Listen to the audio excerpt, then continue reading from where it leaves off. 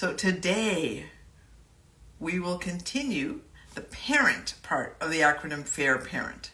So we're on A today for Affirm, which is a personal favorite. It's actually so important to me that I created a method called the Habit of Heart based on it. But first, I want you to comment below how being present went with your child this weekend. Was it harder than you thought? Awkward? Maybe surprisingly easy? Just make a note if you can in the comments. And if you're watching the replay, please add it to the comments as well. Okay, so before diving into what Affirm really means, let's do our Vegas exercises. So today we're going to have a little fun and we're going to shake it off. For those of you who are Taylor Swift fans, I'm sure that song is now playing in your head. That's how I work anyways. So this Vegas exercise, what it does is it helps us release stressors and bring our body back to a state of calm. So let's do a gentle version right now. So what we're going to be doing is we're going to be just starting to shake parts of our body. So we're going to start with our head. Everybody do this with me and be conscious of breathing as you're doing it. And then I want you to start shaking your left arm. Now I think I'm in reverse for you, so this is my left arm. So just start shaking your left arm just gently. And now start shaking your right arm. Excellent. And now again, you can't see me, but start shaking your left leg. See that shaking along with your hips to make that shake. Excellent. And play that song in your mind. And then shake your right leg. And then I want you to just kind of do a whole body shake. And just really allow yourself to shake it off. Beautiful. And now I want you to take a deep, slow inhale through your nose. 1, 2, 3, 4, 5, 6. And an exhale through your nose. 1, 2, 3, 4, 5, 6. Oh, sorry, I wasn't counting with you. There we go. Beautiful. Excellent. So what does it mean to affirm our child? Now, most people immediately assume that I'm talking about affirmations, but I actually already acknowledged affirmations on day 2 of the challenge.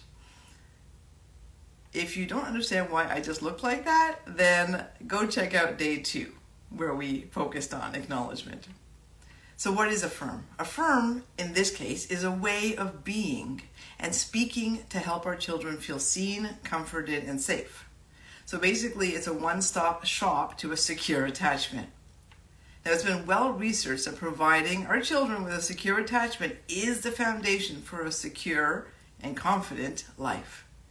Dr. John Bowlby's book, A Secure Base, is an excellent read, and it's one that's been around for many, many years. So as we know from last week when we talked about it, the secure attachment formula is to feel, or help our children feel safe, seen, and soothed.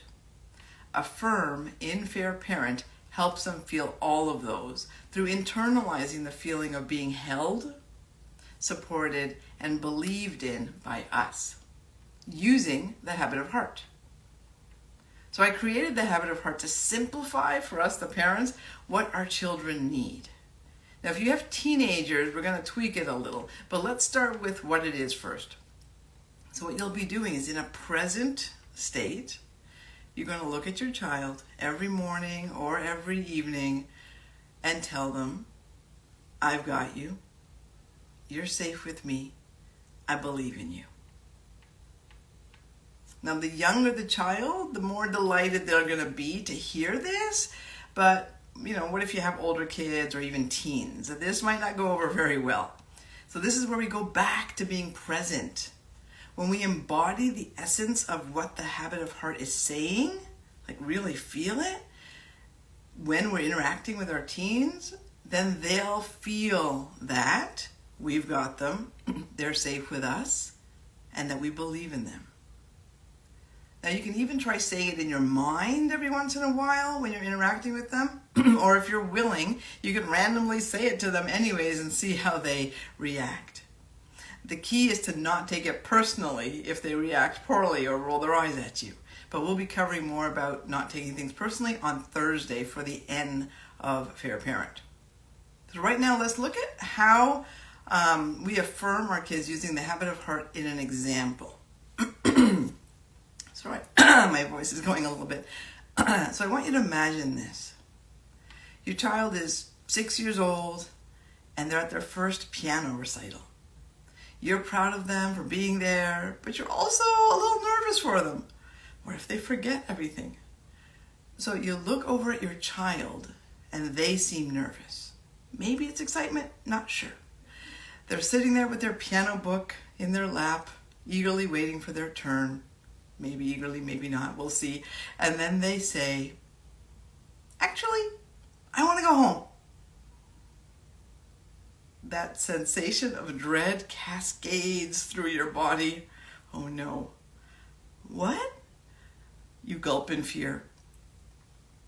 It's okay. You're nervous. That's normal. You can do this. No, I don't want to. My stomach hurts. I have to go home. Oh, that's just butterflies, honey. We all get them. You've got this. They start to cry. No, I don't. Take me home. Stop this. You're a big girl. You practiced for so long. You'll be fine. Getting more embarrassed because the crying is getting louder and louder, you just decide to take her out of the auditorium, and then maybe with a disappointed energy and a few life lessons, as you sit in the car and you drive home. What's the consequence of that? Well, your child feels scared that you're upset with her, sad that she couldn't do the recital, is mad at herself, and then maybe mad at you too. Now, there are a lot of responses parents could have had that would have also been unhelpful, I guess. One of them would be like reacting with anger and frustration. Something like when they got in the car, you said you wanted to play piano, so I got lessons for you. We're done with the piano then. You know what? We're done. Do you think that money grows on trees? Or simply the full silent treatment. So sitting in the car and there's nothing. Now this one feels intolerable to kids because they don't know what you're feeling. And for many children, silence, it creates a heightened sense of distress because they don't know if you're going to disappear on them. That's an attachment panic feeling.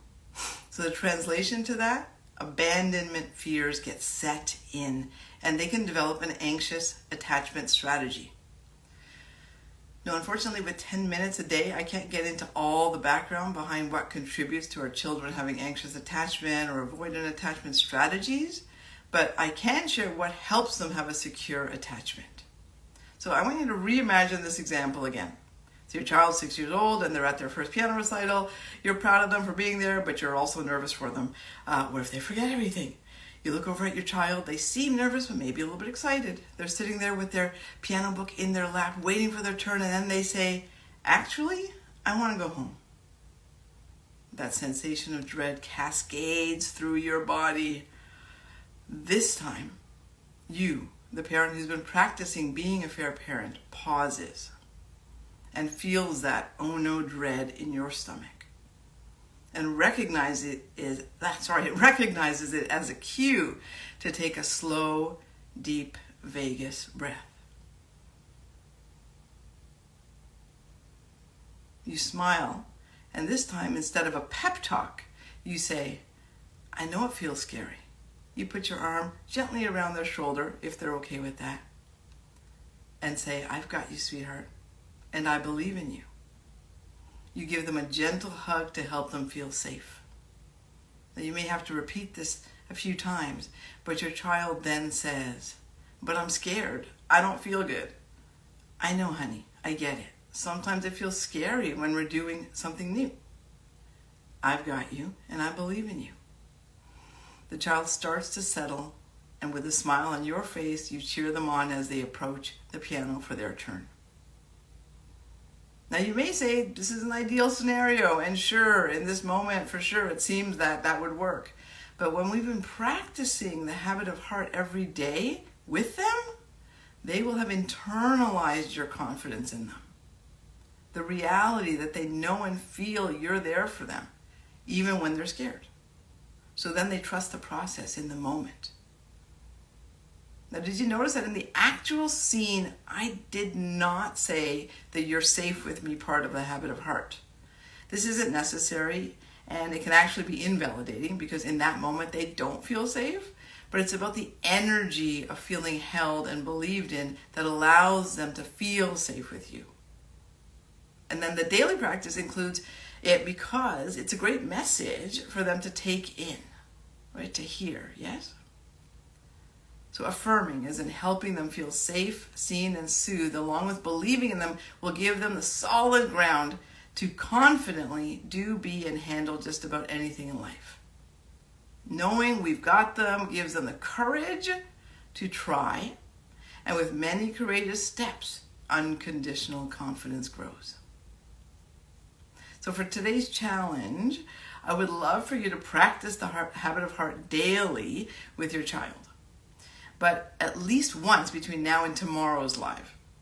And if you have teenagers, say the habit of heart in your mind when you think of them, so you start to embody its energy.